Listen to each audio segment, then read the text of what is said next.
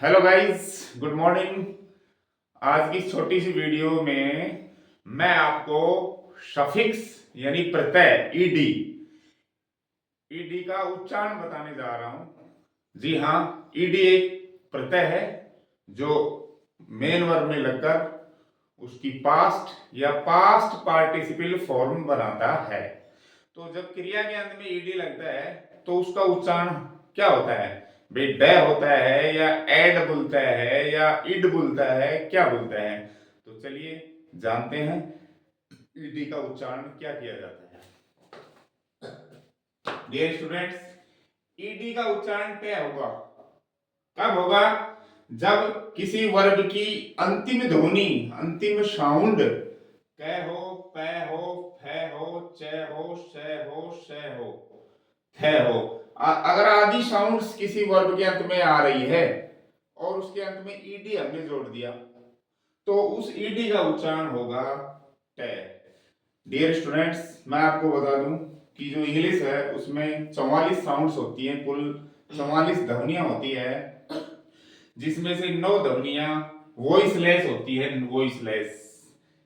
इसमें है और ट, ये ध्वनि और जोड़ दो 9 साउंड हो जाएंगे।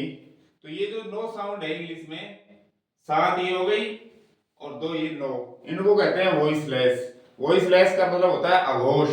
अघोष का मतलब जिनका उच्चारण करते समय हमारे जो वोकल कॉर्ड से जो गले में स्वर तंतु होते हैं वो गूंजते नहीं है, वो वाइब्रेशन नहीं करते हैं।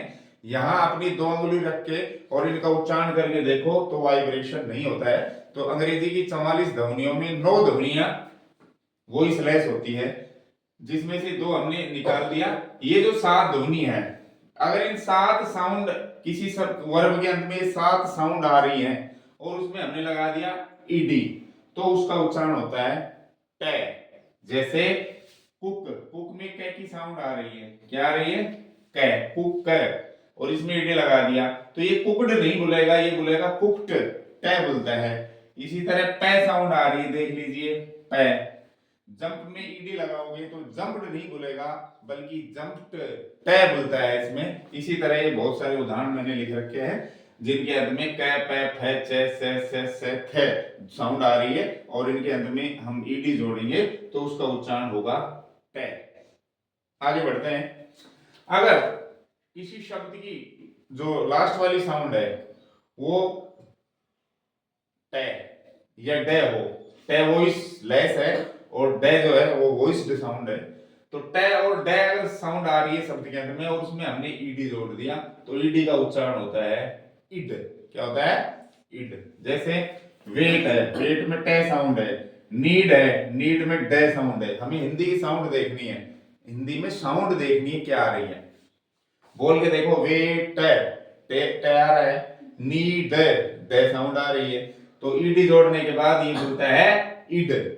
वेटेड, वेटेड नहीं बोलेगा ये, weighted, weight plus ed, weight plus ed, weighted बोलता है नहीं कि weighted. Need plus ED needed हो जाएगा, निडेड नहीं होगा। नीड में इड जोड़ दो, निडिड बोलता है। डियर स्टूडेंट्स, ऐसे और भी शब्द मैंने लिख रखे हैं जिनके अंत में ट या ड साउंड आ रही है और अगर इसके अंत में ईडी जोड़ोगे तो उसका उच्चारण ईडी इड हो जाएगा। जैसे लैंड, लैंड में ईडी जोड़ोगे तो लैंडेड नहीं होता, लैंडिड होगा। विजिटेड, स्टार्टेड, हम बोलते हैं स्टार्टेड, टेड नहीं होता है। एड तो उच्चारण होता ही नहीं है ईडी का।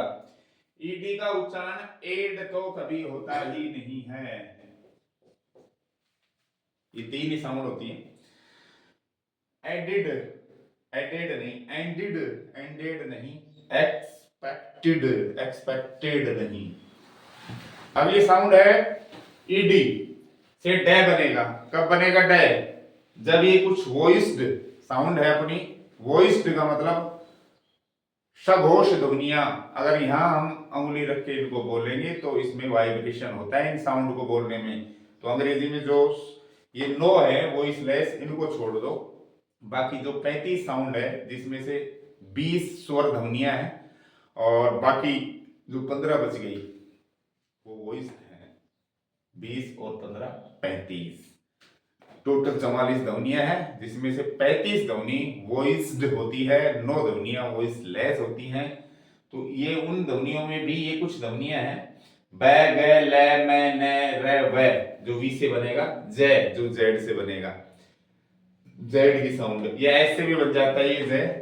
ये जो ज है नुक्ता, नुक्ता वाला, ये तो ज है प्लेन ज हो गया, ये नुक्ता ज हो गया। ये किससे बनता है, या तो एस से बनता है या जेड से बनता है। जेड से ज बन रहा है या एस से जेड बन रहा, ज बन रहा है, तो वो ये ज बनता है। तो इसमें ये लिख देता हूं, अगर एस से जेड बन रहा है तो, ज बन रहा है तो।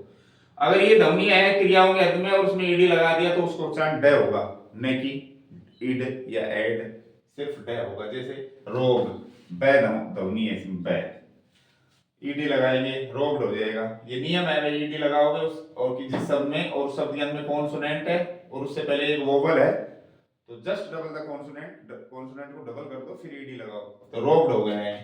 रोब और ड बोलेगा केवल, रोब्ड। रिंग ग आ रहा है, देखो ग की साउंड है, ईडी लगा दिया तो रिंगेड, रिंगिड आदि नहीं बोलेगा, ये बोलेगा रिंगड, रिंगड, केवल ड आ जाएगा उत्तर। इसी तरह डियर स्टूडेंट मैंने और भी शब्द लिख रखे हैं जिनकी साउंड ले, मैं, ने, व। अब ये मत देखना ई आ रहा है इसमें, ई नहीं देखना, हमें उच्चारित करके देखना है कि साउंड क्या आ रही है। क्या बोलेगा ये, ली व आ रही है ना साउंड, व साउंड आ रही है। ये नहीं देखना कि ई आ रहा है इसमें, जैसे ई आ रहा है इसमें, तो ये ध्यान नहीं देना है हमें साउंड पर ध्यान देना है क्या आ रही है। तो प्लान है, प्लान में डी लगाओ डबल एन हो जाएगा, प्लैंड, ल्यूड, क्लैम्ड, किल्ड, सिर्फ ड उच्चारित होगा ईडी का। बज्ड, यूज, देखो एस से ज बन रहा है, कौन सा, ये वाला, तो ये हो जाएगा यूज्ड, तो ज साउंड है इसमें, ये वाली साउंड है यूज्ड, ये हो जाएगा। इसी तरह दो शब्द और देखिए डियर स्टूडेंट्स, फॉलो और प्ले।